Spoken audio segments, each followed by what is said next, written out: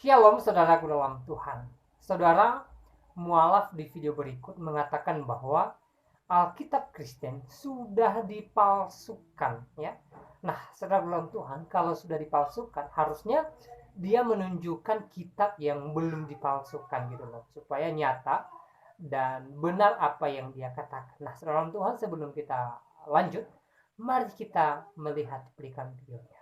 Dalam perspektifnya Kristen, sebenarnya saya nggak mau sebut Injil untuk kitab yang Kristen pegang, lebih cocoknya Bible atau Gospel, nah kayak begitu. Karena pastilah kalau kita mau ngomongin Taurat, Zabur, Injil, pasti harus dengan sudut pandang perspektif Islam kan gitu. Kenapa? Karena ini kitab mereka itu sudah dirubah oleh tangan mereka, gitu Mas. Iya, jadi udah istilahnya dia itu udah nggak ori lagi gitu. Buktinya apa? Torah mereka ada 2. Terus Bible mereka yang udah dikonsilikan dari Hippo, Kartago, Florence, Trinte, Vatikan Pertama itu banyak sekali varian-varian Mas. Kalau New Testament-nya Perjanjian Baru itu kurang lebih ada 400.000 varian teks.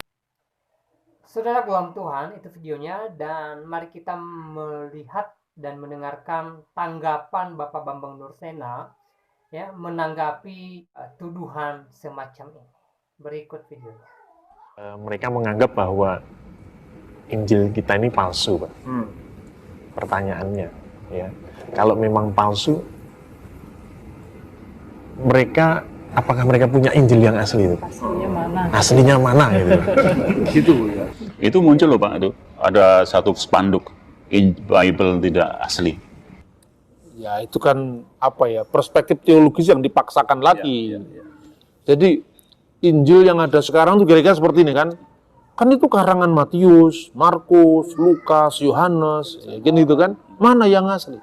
Karena ketika dia bertanya mana yang asli itu bayangannya Injil menurut pikiran mereka.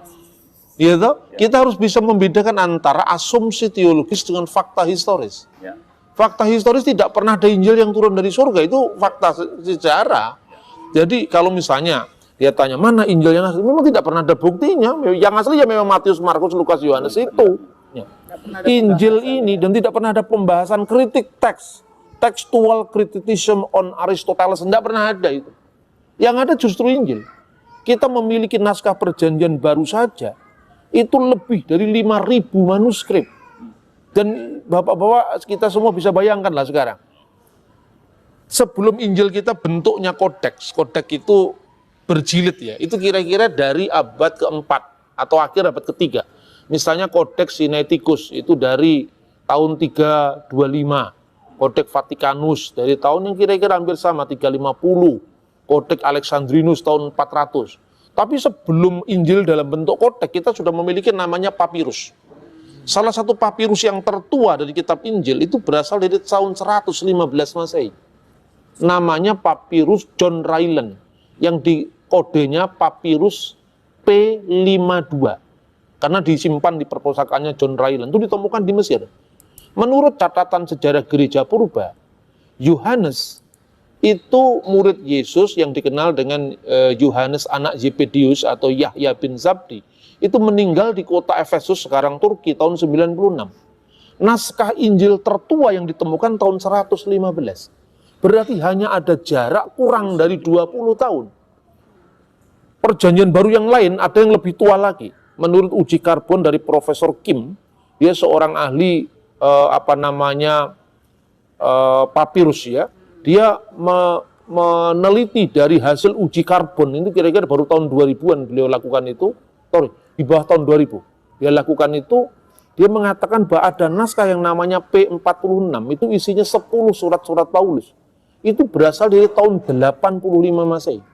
Nah kalau kita belajar selama ini misalnya dengan Novum Testamentum Greek ya, edisi kritis kitab suci, itu baru ditentukan abadnya. Karena itu memakai hasil uji karbon di awal abad 20 atau 21 awal ini terbaru, hanya berjarak belasan tahun dari kehidupan Paulus. Baik, saudara Tuhan, itu cuplikan videonya. Kita sudah simak apa yang disampaikan oleh seorang mu'alaf di video tadi. Dia menuduh bahwa Alkitab Kristen sudah dipalsukan, Injil Kristen sudah dipalsukan, dan beliau mengatakan bahwa Injil yang sekarang atau Alkitab yang sekarang itu sudah tidak asli lagi ya. Jadi harusnya ketika dia mengatakan hal itu, dia tunjukkan Injil yang sebenarnya atau Alkitab yang sebenarnya yang masih belum dipalsukan ya, supaya nyata bahwa apa yang dia katakan benar adanya ya. Kalau hanya mengklaim Alkitab sudah dipalsukan tapi dia tidak bisa membuktikan apa yang dia katakan, saya katakan itu hanya fitnah saudara Tuhan ya. Dan itu sangat tidak baik ya, itu sangat tidak terpuji ya. Kita ngomong harusnya ada dalil ya, jangan kita ngomong tapi tidak punya dalil, tidak punya bukti ya. Itu hanya klaim semata ya. Jadi sekali lagi harapan kita kepada mualaf ini supaya dia bisa menunjukkan Injil Kristen yang masih asli, yang menurut dia belum dipalsukan, belum diubah ya. Karena dia berkata bahwa Injil yang sekarang, Alkitab yang sekarang sudah diubah, sudah tidak asli lagi ya. Jadi tunjukkan dong mana kitab yang asli, supaya kita bisa bandingkan antara kitab yang sudah dipalsukan yang dia maksud dengan kitab yang masih asli ya. Sekali lagi, kalau dia hanya pintar mengklaim tapi tidak bisa membuktikan, saya katakan itu tuduhan yang tidak baik ya, tuduhan keji terhadap kitab Kristen ya. Nah, saudara dalam Tuhan ya, semoga penjelasan daripada Bapak Bambang Nursena di video tadi memberkati kita, memberikan kita pemahaman baru dan menambah ilmu pengetahuan kita. Nah, saudara, saya tidak terlalu panjang lebar menyampaikan pesan melalui video ini. Kiranya video singkat ini memberkati kita dan Tuhan Yesus memberkati kita semua. Shalom.